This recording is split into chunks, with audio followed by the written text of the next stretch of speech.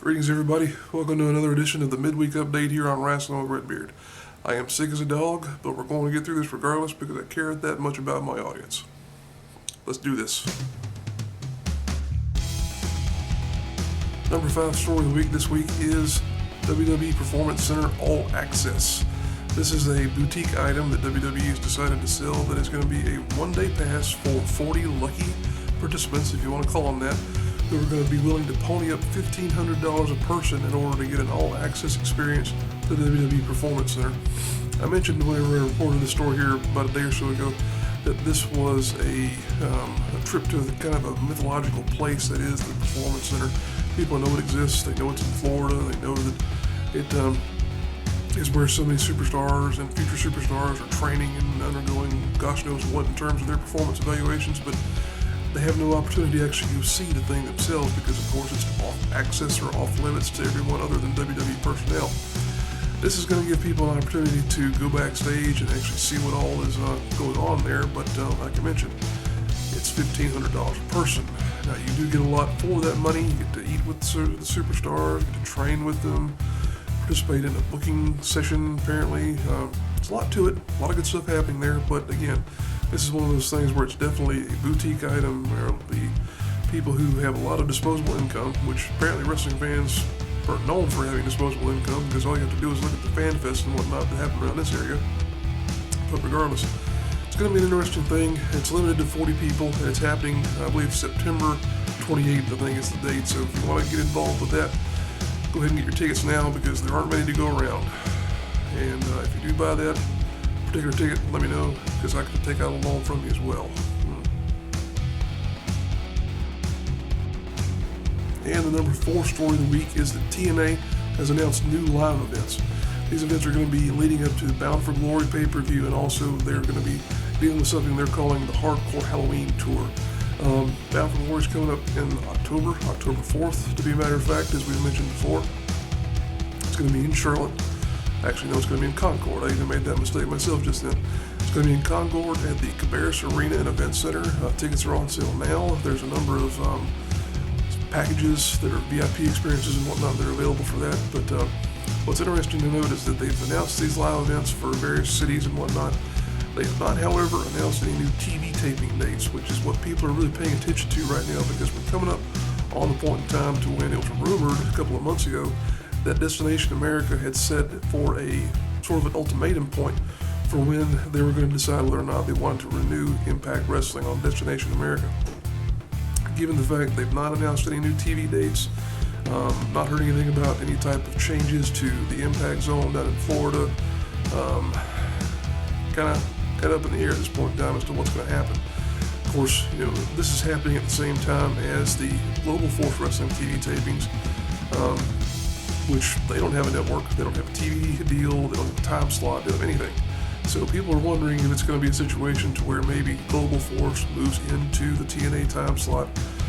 That remains to be seen. I'm not sure that Destination America is really sold on continuing their relationship with any wrestling promotion at this point in time, period.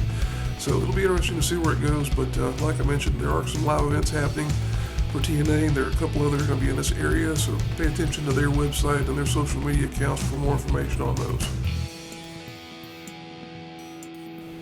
And the number 3 story of the week is the Tough Enough 2015 season finale. We had 2 winners that were declared here this past week. The winners were Josh and Sarah Lee. I think most people were pleased that Josh was selected as the winner for the men's side because ZZ had enjoyed a good run. He had been something of a fan favorite. The voting had gone his way pretty much every time he'd been put up on the block as far as one of the folks who were not performing all that well, but he somehow managed to make it to the final 2 despite all of his misgivings. Like I mentioned, Josh was the winner on the men's side. On the women's side, Sarah Lee was the winner. That was a bit of a surprise to a lot of people because she did not seem to be one of the top performers in terms of her ability in the ring, nor her ability to adapt any type of personality or persona. Between the two, she's the one who's definitely going to have the more work cut out for her in terms of developing herself into a superstar or a diva. I think Josh will be fine. He's got the look, the size that WWE tends to go for, so he'll be fine. But Sarah Lee, not quite sure that she's going to have the potential to go forward, but we'll see. She's got a great opportunity in front of her. It's a big contract that a lot of people were vying for and hoping to earn, so we'll see if we've seen the last of Amanda and ZZ and the rest of the Tough Enough contestants as well, because even though you may lose Tough Enough, history has shown that that doesn't always mean that you're never going to be heard from in terms of WWE product again, so we'll see where it goes. But congratulations enough to to Josh and to Sarah Lee for coming out on top of Tough Enough 2015. Number 2 story of the week is Anarchy Wrestling is no more. That's true. This is a rumor that we heard last week that Anarchy would be going away. We heard not too long after those rumors were reported by Larry Goodman in Georgia Wrestling History that Bill Behrens had decided to leave the company. Several other individuals who are on the talent roster have decided to leave as well since then. It has come to pass that Anarchy has been sold. There is new ownership. It will not be Anarchy, however, when it comes back. There will still be wrestling at the Church of Southern Wrestling there in Cornelia, Georgia, but it will not be Anarchy. It'll be a different company. The new owners have somewhat been bantied about in terms of their own identity. I'm not going to reveal them here because of the fact that I'm not sure that they want to be made public, but regardless, it's going to be interesting to see how things change down there in Anarchy, or in what used to be Anarchy. Cornelia has always been an area that supported wrestling. It's been good for wrestling, but with new ownership comes change, and with change doesn't always come things like a solid roster and whatnot, at least not at first. But they're taking some time off. They're going to take September off to get reconfigured and rebranded. Their first show with their new identity will be October 10th. This is around the point of year where they would traditionally have been doing something like a hardcore style show around the Halloween period here. So we'll see if they continue with that or what they bring to the table entirely, as this is going to be, as I mentioned, something totally new. So it'll be something to look forward to down there in Georgia. They have to make a trip. I always wanted to cover Anarchy as part of the main show. Didn't get around to it, unfortunately, but we'll have to try and make a trip over there for whatever is coming down the pipe, and we'll see what all they have in store for us. But again, the new date, or the new promotion, will be starting off on the date of October 10th, so make plans now, and we'll share links with you guys on the Facebook page whenever they come up with any type of social media sites to keep everybody connected. And of course, the number 1 story of the week is the fallout from SummerSlam and NXT TakeOver. I tell you, as a wrestling fan, this was a weekend full of wrestling action as far as WWE's product is concerned. Could not have been happier with the way NXT TakeOver from Brooklyn turned out. That was a phenomenal show from top to bottom. The women's match, especially Sasha Banks and Bayley. They talk about the women's revolution, the demise revolution, not getting over that will on the main roster at this point in time because of the crowd reactions. If you gave them a match like that, I think people would turn their heads on the side and say, huh? Where's that been forever? But the two of those ladies, they had a phenomenal match. The women's title in NXT is very well represented right now. Gonna miss Sasha Banks if she's full-time on the main roster down at NXT, but even so, I think they've got plenty of talent down there that will continue to make successful strides in moving forward. The NXT title match between Finn Balor and Kevin Owens, that was a ladder match. Great stuff, very innovative at times.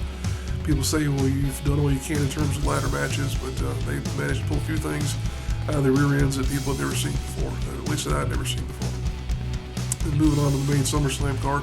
Very entertaining show, long show, 4 hours, but very entertaining from top to bottom. The finish to the main event, I've watched it again since then. I've tried to get a little bit more into the idea of what was thrown around there, but for the life of me, I can't do it. I just cannot get behind that particular finish. I know it's intended to extend their feud, but think of it from the terms, or from the perspective of a fan who's in the audience there.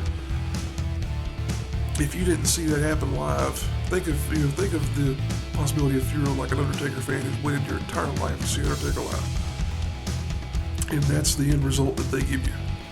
Is that a fulfilling conclusion to a show? No, not in my opinion. And I know that you can't expect every fan to be happy all the time, but still, that was a pretty lackluster way of sending that thing home. But at any rate, we'll have to see where they go with this. Excuse me, I told you I was sick. We'll have to see where they go with this. and I'm sure it's going to be something that extends all the way to WrestleMania 32. Sorry I had to cut away for a moment there, folks. As I told you at the top of the show, I am very much under the weather, and had to go have a little bit of a coughing spell there. But at any rate, we're at the point of the program where we'd like to share the upcoming events of the weekend here with you. So let's go ahead and take a gander at those posters. We've got 9 events coming up in and around the Carolinas this weekend, so there are plenty of opportunities for you to get out and see a show. We'll be back to wrap up the program here in a few moments.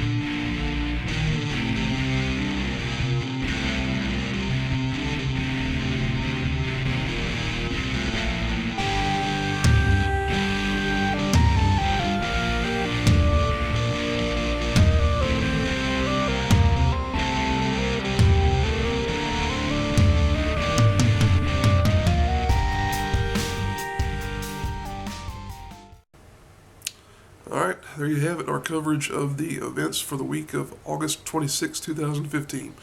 If you are a wrestler, promoter, or involved with a wrestling promotion and you did not see your poster in that part of the show, but you would like to, give us a line. We'd be glad to put it up there for you. Either there or on the Facebook page or both. We're all about promoting local events and local talent, so we'd be glad to have your stuff on the show. Because we've tried to do our best to peruse social media to keep abreast of what's happening in this part of the world, but if we don't see your poster, we can't help not putting it up there. That said, we appreciate you tuning in and dealing with me as I am sick. I hate to keep bringing it up, but I really feel terrible right now. Glad we got through this, and we're glad that you guys tune in. If you would continue to support the program by clicking that like button, and also letting us know that you are enjoying what we've got here by clicking the subscribe button as well. We appreciate it very much. Thanks you guys for tuning in. We'll see you down the road.